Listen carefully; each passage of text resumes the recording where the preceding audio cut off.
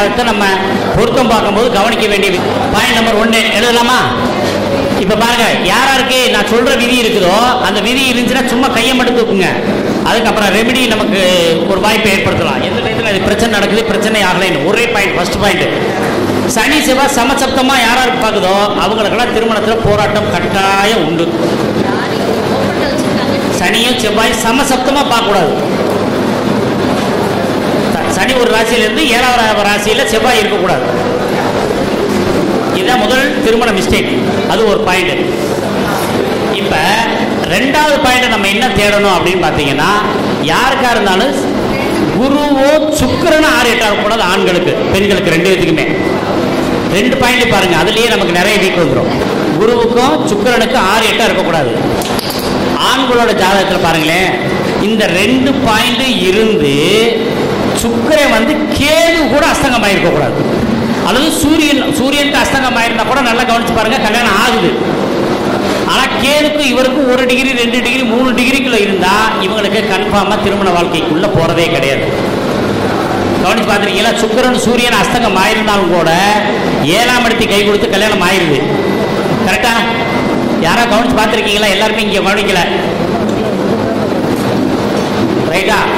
அப்ப பெண்களுக்கு என்னன்னாக்கா நல்லா கவனிச்சு பாருங்க, செவ்வாய் கூட 3 டிகிரிக்குள்ள ராகு இருக்கவங்களுக்கு நிறைய டைவர்ஸ் ஆகுது. செவ்வாய் வந்து அஸ்தங்கத்தில் ஆகக்கூடாது. அதே மாதிரி சூரியனோடையும் செவ்வாய் இருக்கக்கூடாது. ரைட்டா? அப்புறம் மேக்சிமம் காதல் திருமணத்துக்கு அழகான விதி, எவ்வளோ சுலபமான விதி கிடைக்கும் பாருங்க. காதல் திருமணம் ஆகுமா ஆகாதா? ரொம்ப இலகுவா ஒரு ஜாதகத்தை பார்த்தோன்னு நீங்க எடுக்கலாம். 2ஆம் இடத்து அதிபதி நீசம், கோ டு லவ் மேரேஜ். 2ஆம் இடத்து அதிபதி வாங்கின சாரநாதன் நீசம், லவ் மேரேஜ். இந்த கேட்டகரி 1 மட்டும் எடுத்துக்கங்க. லவ் மேரேஜுக்கு 2ஆம் இடத்து அதிபதி யாராருக்கு நீசம் பாருங்களேன். யாருக்காவது நீசம் இருக்கா? லவ் மேரேஜ் ஆயிருக்கா இல்லையா? இதுல இன்னொரு ரகசியம், லவ் மேரேஜ் பண்ண ஜோதிடம் படிச்சவங்க பெரிய ஹிட் ஆவாங்க. நிஜமா சொல்றேன், விளையாட்டு சொல்லல நான்.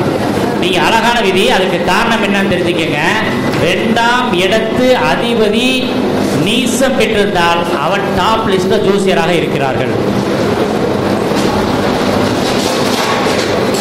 ரைட்டா? அப்ப அந்த இது முழுசா கிடக்கூடாது. அதுக்கு அடுத்து எப்படி அதுல வந்து ஏதேனும் ஒரு சுபர் பார்வை வருதுன்றத பார்க்கணும்.